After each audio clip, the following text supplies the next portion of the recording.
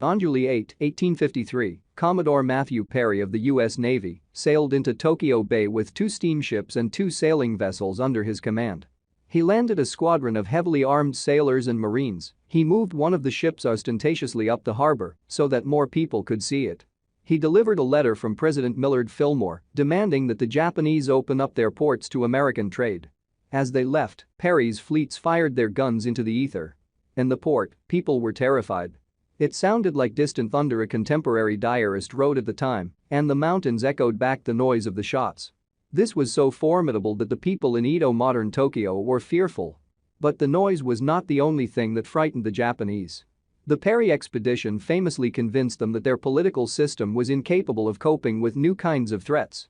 Secure in their island homeland, the rulers of Japan had been convinced for decades of their cultural superiority. Japan was unique, special, the homeland of the vertex of the earth, makes it the standard for the nations of the world, the nationalist thinker Aizawa Seishisai wrote nearly 3 decades before Perry's arrival. But the steamships and the guns changed all that. Suddenly, the Japanese realized that their culture, their political system, and their technology were out of date. Their samurai warrior leaders and honor culture were not able to compete in a world dominated by science. The coronavirus pandemic is in its early days. But the scale and force of the economic and medical crisis that is about to hit the United States may turn out to be as formidable as Perry's famous voyage was. 2 weeks ago, it already seems like an infinity, I was in Italy, writing about the first signs of the virus. Epidemics, I wrote, have a way of revealing underlying truths about the societies they impact. This one has already done so, and with terrifying speed. What it reveals about the United States, not just this administration, but also our healthcare system, our bureaucracy, our political system itself, should make Americans as fearful distant thunder of Perry's guns. Not everybody has yet realized this, and indeed, it will take some time, just as it has taken time for the nature of the virus to sink in. At the moment, many Americans are still convinced that, even in this crisis, our society is more capable than others. Quite a lot was written about the terrifying and reckless behavior of the authorities in Wuhan, China, who initially threatened doctors who began posting information about the new virus, forcing them into silence. On the very day that one of those doctors, Li Wenliang, contracted the virus, the Wuhan Municipal Health Commission issued a statement declaring so far no infection has been found among medical staff, no proof of human-to-human transmission.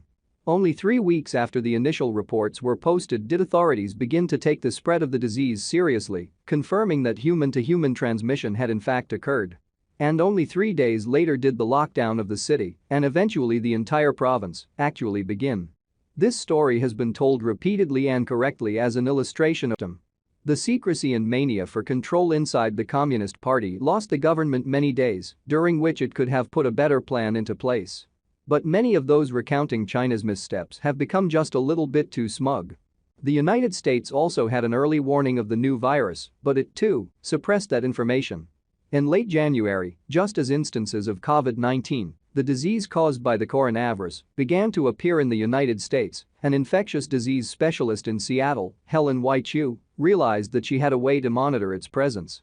She had been collecting nasal swabs from people in and around Seattle as part of a flu study and proposed checking them for the new virus.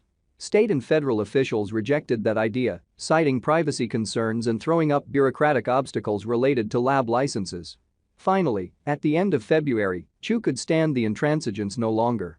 Her lab performed some tests and found the coronavirus in a local teenager who had not traveled overseas. That meant the disease region among people who had never been abroad.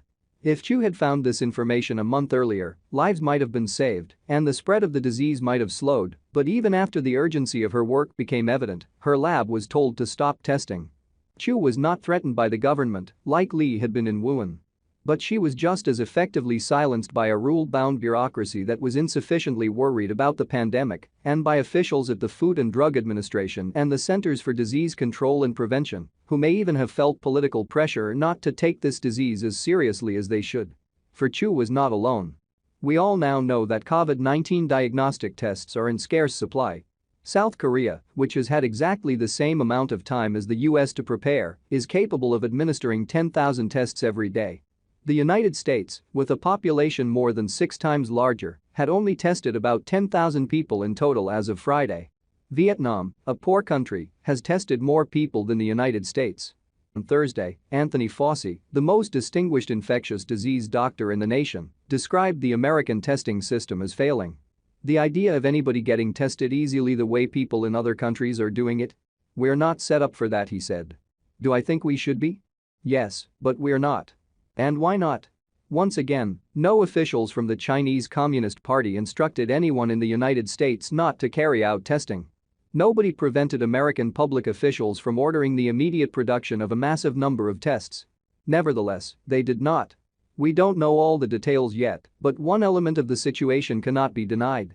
The president himself did not want the disease talked of too widely, did not want knowledge of it to spread, and, above all, did not want the numbers of those infected to appear too high.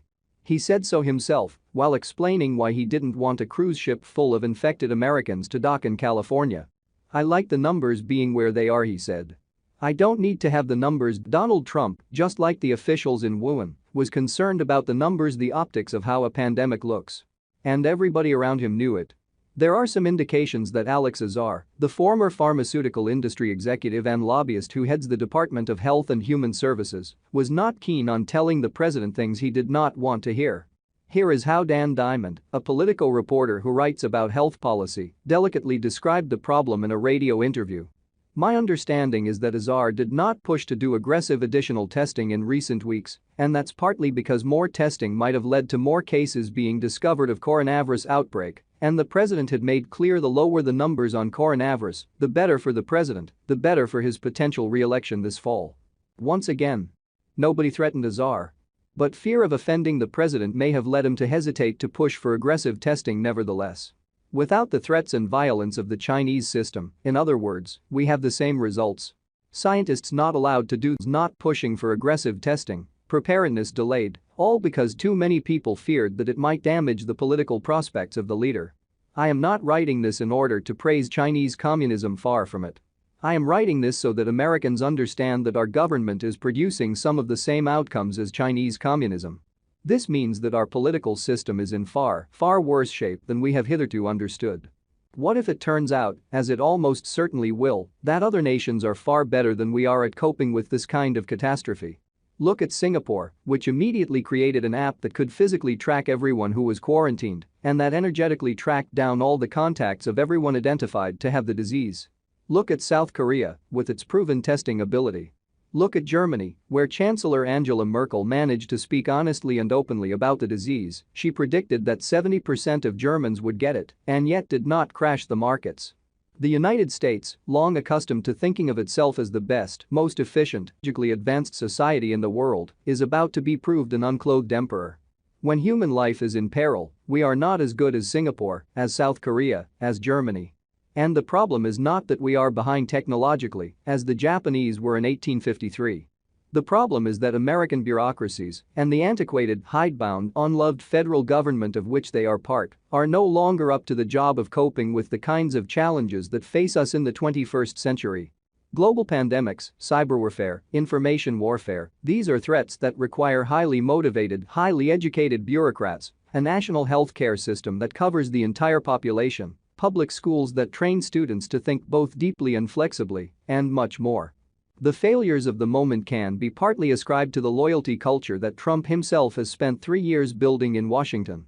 Only 2 weeks ago, he named his 29-year-old former bodyguard, a man who was previously fired from the White House for financial shenanigans, team. Its role is to ensure that only people certifiably loyal are allowed to work for the president. Trump also fired, ostentatiously, the officials who testified honestly during the impeachment hearings, an action that sends a signal to others about the danger of truth-telling. These are only the most recent manifestations of an autocratic style that has been described over and over again by many people. And now we see why, exactly, that style is so dangerous and why previous American presidents of both political parties have operated much differently. Within a loyalty cult, no one will tell the president that starting widespread emergency testing would be prudent because anyone who does is at risk of losing the president's favor, even of being fired. Not that it matters, because Trump has very few truth-tellers around him anymore. The kinds of people who would dare make the president angry have left the upper ranks of the cabinet and the bureaucracy already. But some of what we are seeing is unrelated to Trump. American dysfunction is also the result of our bifurcated both the best in the world and the worst in the world and is simply not geared up for any kind of collective national response. The present crisis is the result of decades of underinvestment in civil service, of undervaluing bureaucracy in public health and other areas, and, above all, of underrating the value of long-term planning.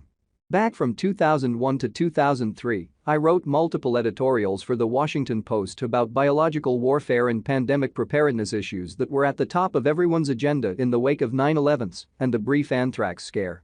At the time, some very big investments were made into precisely those issues, especially into scientific research. We will now benefit from them. But in recent years, the subjects fell out of the news. Senators, among them the vaunted Republican moderate Susan Collins of Maine, knocked pandemic preparedness out of spending bills. New flu epidemics didn't scare people enough. More recently, Trump eliminated the officials responsible for international health from the National Security Council because this kind of many other people in Washington, really. As a nation, we are not good at long-term planning, and no wonder. Our political system insists that every president be allowed to appoint thousands of new officials, including the kinds of officials who think about pandemics. Why is that necessary? Why can't expertise be allowed to accumulate at the highest levels of agencies such as the CDC? I've written before about the problem of discontinuity in foreign policy. New presidents arrive and think they can have a reset with other nations, as if other nations are going to forget everything that happened before their arrival, as if we can cheerfully start all relationships from scratch. But the same is true on health, the environment, and other policy issues. Of course, there should be new cabinet members every 4 or 8 years. But should all their deputies change? And their deputies' deputies?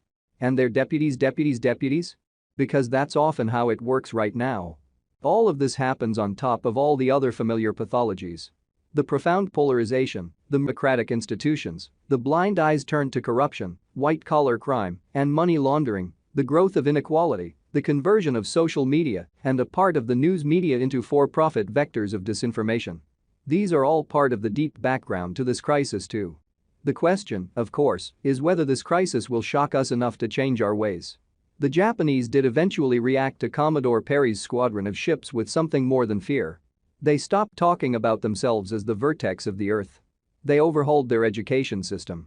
They adopted Western scientific methods, reorganized their state, and created a modern bureaucracy. This massive change, known as the Meiji Restoration, is what brought Japan, for better or for worse, into the modern world. Naturally, the old samurai warrior class fought back against it, bitterly and angrily. But by then the new threat was so obvious that enough people got it, enough people understood that a national mobilization was necessary, enough people understood that things could not go on that way, too.